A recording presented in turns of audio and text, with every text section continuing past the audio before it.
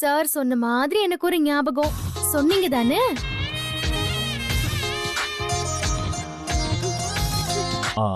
அது அது அது வந்து நீங்க என்ன எல்லாருக்கும் பிடிக்குதே, நான் என்ன பண்ணட்டும்? ஏதோ சொல்ல போய் அதுக்கு ஜால்ரா போட்டு இப்ப இவகிட்ட வந்து மாட்டிட்டல. அதை எடுத்து சாப்பிடணும்னு நினைக்கிறவன் நான். சூர்யா,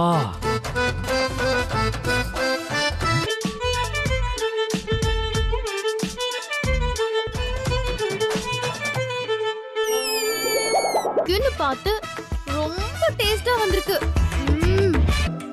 ஏய், இவ்வளவு விஷயங்கள் நடந்திருக்கு. ஆக்கணும்னு நினைச்சிருந்தா அப்பவே உங்களுக்கு போன் பண்ணி வர வச்சிருப்பேன். ரெண்டு பேரும் நல்லா கேட்டுக்கங்க. உங்க ரெண்டு பேரோட பொண்டாம அவங்களுக்கு எல்லாத்தையும் எடுத்து சொல்லி சமாதானப்படுத்த வேண்டியது. அக்கா தங்கச்சி மாதிரி பாசமா இருந்தாங்க. சமாதானப்படுத்துறதுன்னு எனக்கு புரியலப்பா. அம்மா, எதுக்குமா நீங்க இதெல்லாம் நினைச்சு? ஐயோ, நாங்க அப்படி சொல்லலப்பா. எப்படியாவது அவங்களுக்கு சொல்லி அவங்க சொன்னதுக்கெல்லாம் மடே ஆட்டிட்டு வந்தீங்க. அப்புறம் நான் மனுஷியா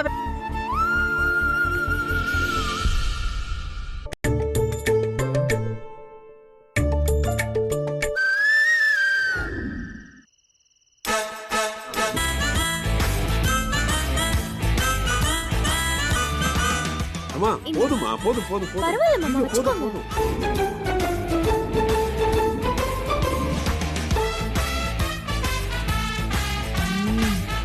கேட்க மாட்டேங்கிறாங்களே. அம்மா, அது வந்து இல்ல அத்தை, அவர்கிட்ட இருந்துதான் சாப்பிட மாட்டேன்னு சொன்னார் அத்தை. நானும் எவ்வளவோ அடி பாவி, இதுதான் இல்லம்மா. பிடிக்காதுன்னா பிடிக்காதுதான்.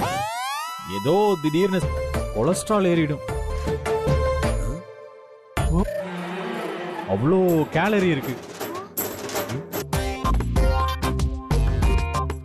அப்புறம் கவனிச்சுக்க பாருங்க, என்ன கன்வின்ஸ் பண்ண ட்ரை பண்ணாதீங்க.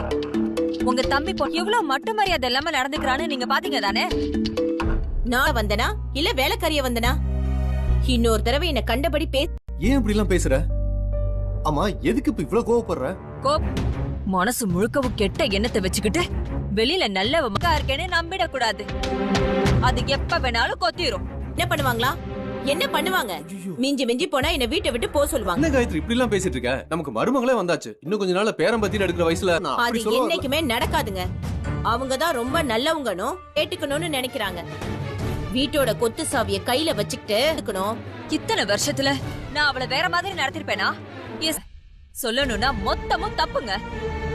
இங்க பாரு ராஜம், இந்த குடும்பம் என்னைக்கும் உடையாம ஒன்னா வாழணும்னு நினைக்கிறாங்க. நான் எங்க மதிப்பு கொடுக்கணும்?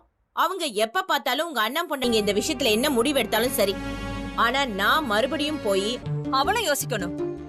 இங்க பாருங்க, நான் ஏற்கனவே சொல்லிட்டேன். என்ன சீரியஸா தான் சொல்றேன். பொண்டாட்டிய அடுத்தவங்க கிட்ட சொல்றீங்க? அப்பா அம்மாவுக்காக தானே? முடியாதுங்க. என்னால முடியவே முடிஞ்சு கலராதீங்க. என்ன ராஜலட்சுமி, என்ன போய் போப்போன்னு சொல்ற? ஆமா, சொல்றேன்ல.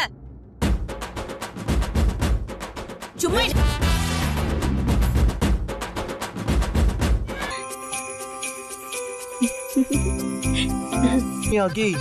நல்லா தூக்கம் வரும். சூப்பரா தூக்கம் வரும். புரியுதா? சரியா? நீ படுத்து தூங்கு, உன் கால அமைக்க விடுறேன்.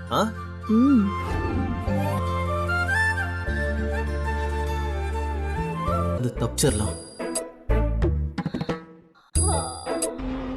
இந்த வீட்ல எல்லா வேலையும் ஏன் தலையில கட்டிடுவாங்க போல காரிதான்.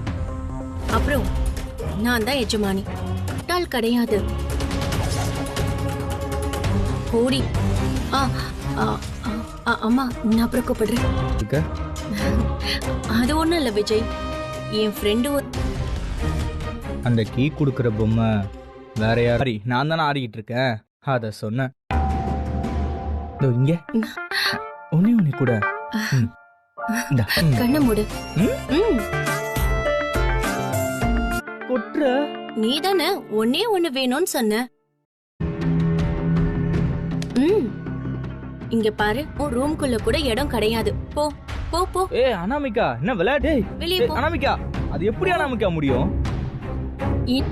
அனாமிகா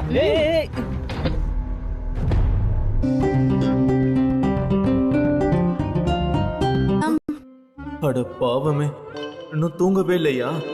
சம்பந்தமா ஏதாவது இருக்க போதுன்னு தான் நான் பார்க்க போறேன். என்ன கௌதம் நைட்ல ஆபீஸ்? அன்னைக்கு கொடுத்தியே ஒரு புக்கு, அதன மறுபடியும் படிக்கணுமா? அதை எடுங்க.